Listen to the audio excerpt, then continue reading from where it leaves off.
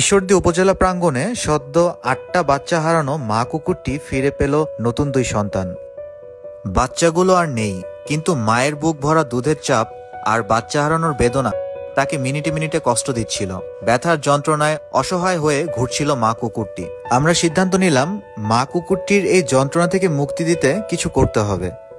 তাই আমার পোষা কুকুরের ২টি বাচ্চা এনে তার কাছে পৌঁছে দিলাম, হয়তো মায়ের বুকের ক্ষুধা মেটাতে, হয়তো তার মাতৃত্বের খোঁজ মেটাতে।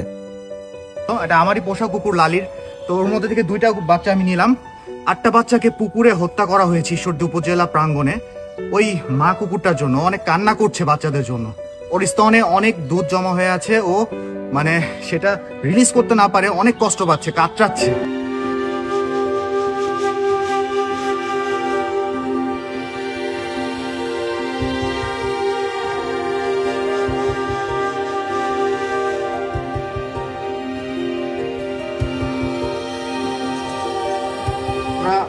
টমের থেকে যে দুধ দোয়া নিয়ে আসলাম ওইটা এখন ওর গায়ে লাগাই দিচ্ছে।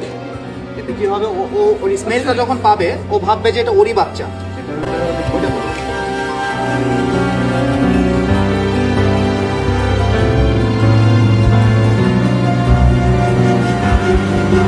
প্রথমে একটু দ্বিধা, একটু ভয়, কিন্তু মাতৃত্ব তো সব সীমানা ছাড়িয়ে যায়। মাত্র কয়েক সেকেন্ডের মধ্যে মা কুকুরটি নিজের বুকে জড়িয়ে নিল নতুন 2 প্রাণকে। তার ব্যথা কমল আর মায়ের বুক ভরে উঠল শান্তি আর স্নেহে। নিষ্ঠুরতার মাঝেও মানবিকতা আছে, আছে আশার আলো, আর আছে এক মায়ের অসীম ভালোবাসা। আমরা ইতিমধ্যে দেখেছি একটি মায়ের 8টি বাচ্চাকে পানিতে ডুবে মারা হয়। তো এটাই সেই মা, এবং তার জন্য 2টা বাচ্চা রেস্কিউ করেছে। এই 2টা বাচ্চা কিন্তু অমিত ভাইয়েরই পোষা লালির বাচ্চা। আসসালামু আলাইকুম। আমরা আরেকটি হৃদয় বিতরক মুহূর্তের সম্মুখীন হয়েছি। যে কুকুরটার 8টা বাচ্চা পানিতে ফেলে হত্যা করা হয়েছে বস্তায় বেঁধে, তো তার আমরা আসলে সুষ্ঠু বিচার পেয়েছি। সে অলরেডি জেলখানায়। তো তার এই যে কুকুরটা আসলে স্তনে অনেক দুধ জমা হয়ে থাকায় অনেক কষ্ট পাচ্ছিল গতকাল থেকে। তো আমাদের শ্রদ্ধেয় ইউনো স্যার আমাকে গত রাতে বললেন যে অমিত 2টা কুকুরের ছানা যদি এনে দেওয়া যায় তাহলে হয়তো বা এটার একটু হলো লাঘব হবে। তো আমরা প্রথম ওর দুধ দোয়ালাম এবং দুধটা ওদের গায়ে আমরা যে ম্যাশ করে দিয়েছি, মাখিয়ে দিয়ে ওর কাছে নিয়ে আসার পর ও এখন ওদের গ্রহণ করে নিছে, আলহামদুলিল্লাহ।